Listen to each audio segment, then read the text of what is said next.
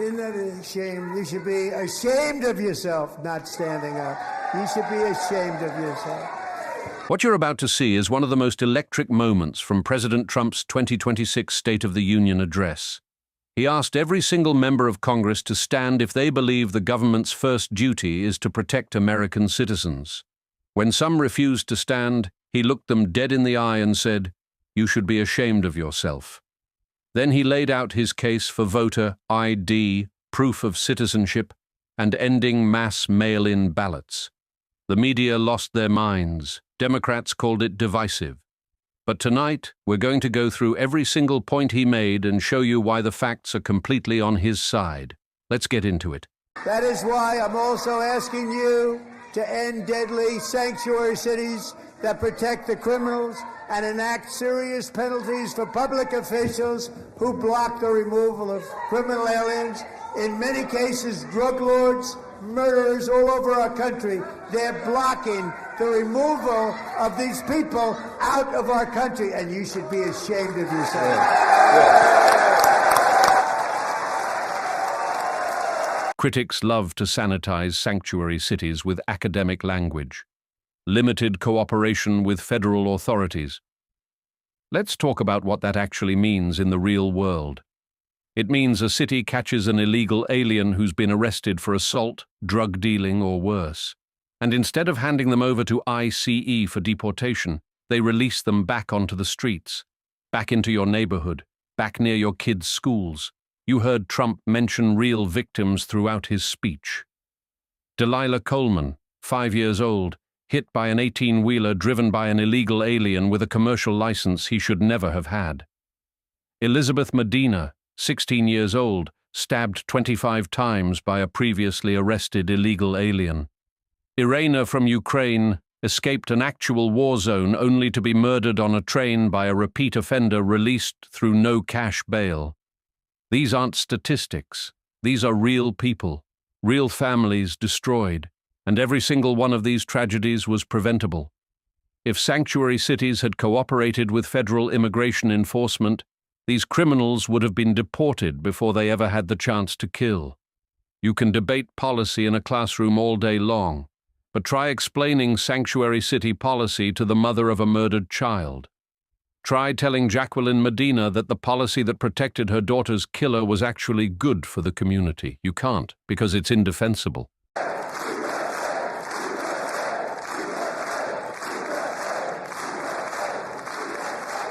And perhaps most importantly, I'm asking you to approve the Save America Act.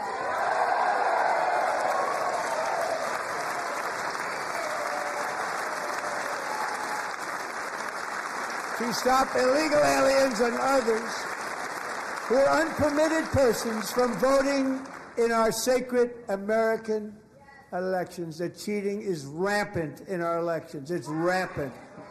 Every time someone brings up election integrity, the same talking point comes out. There's no evidence of widespread fraud. Let's break down why that argument falls apart. First, absence of evidence is not evidence of absence. If you don't look for something, you won't find it. And for years, many states actively resisted efforts to audit voter rolls, verify citizenship status, or clean up registration databases. States that did audit found thousands of non-citizens on their voter rolls. Texas found approximately 95,000 non-citizens registered to vote. Virginia removed over 6,000 non-citizens from their rolls. Ohio, Pennsylvania, and other states found similar issues when they actually bothered to check. Second, the system makes it shockingly easy. In many states, when you get a driver's license, which some states issue to illegal aliens, you're automatically offered voter registration. There is no federal requirement to prove citizenship when registering to vote. You check a box that says, "I am a U.S. citizen." That's it. The honor system.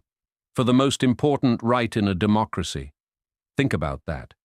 You need an ID to buy alcohol. You need an ID to board a plane. You need an ID to open a bank account. You need an ID to pick up a prescription. But voting for the leader of the free world, no ID needed in many places. How does that make any sense? And here's what makes Trump's point even stronger. Even New York City, run by Democrats, requires 2 forms of ID and a Social Security card just to get a job shoveling snow. But they don't want ID to vote. If that doesn't tell you everything you need to know, nothing will. It's very simple. All voters must show voter ID.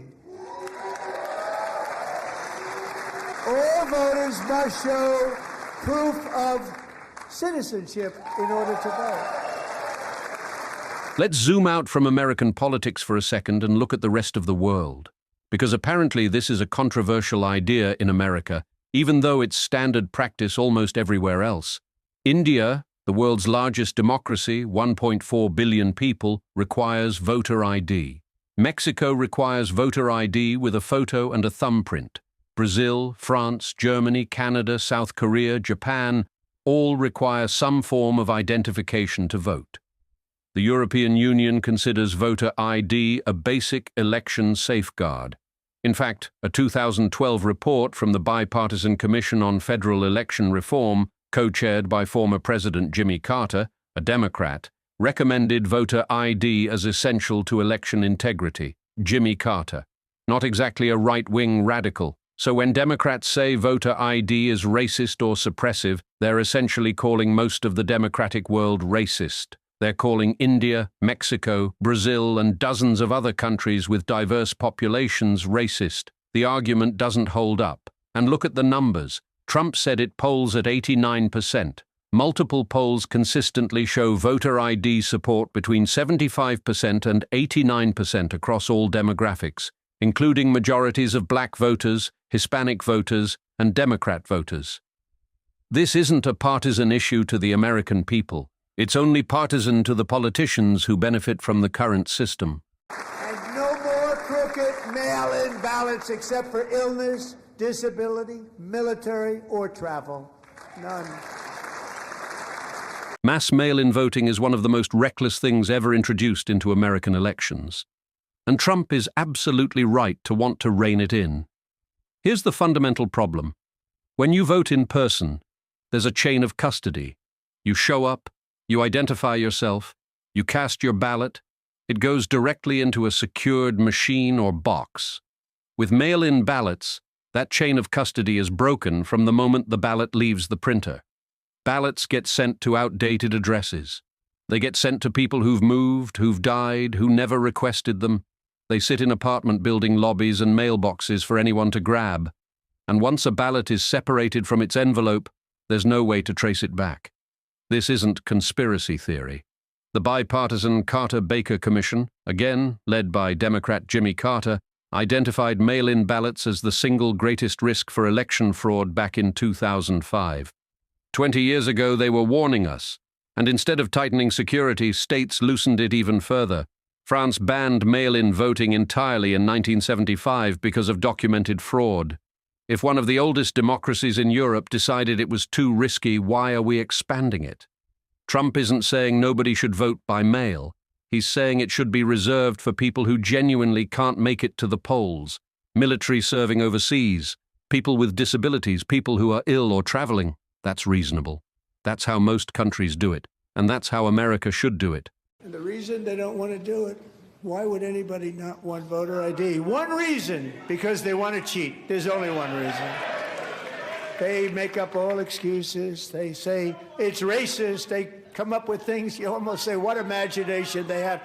They want to cheat. They have cheated. And their policy is so bad that the only way they can get elected is to cheat. And we're going to stop it. We have to stop it, John. This is the question nobody on the other side can answer convincingly.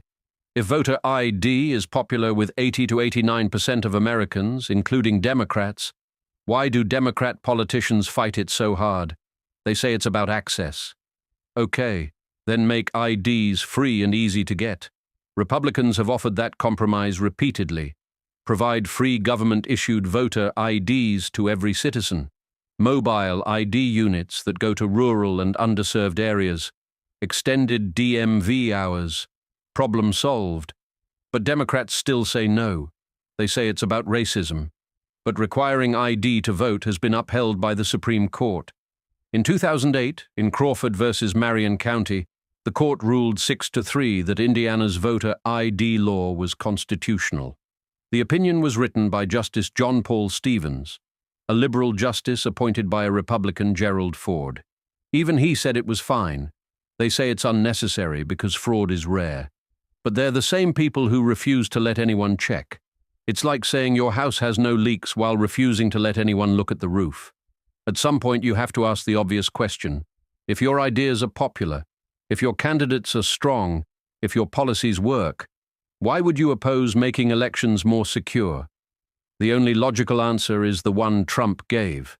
They benefit from the current system, and they don't want that to change.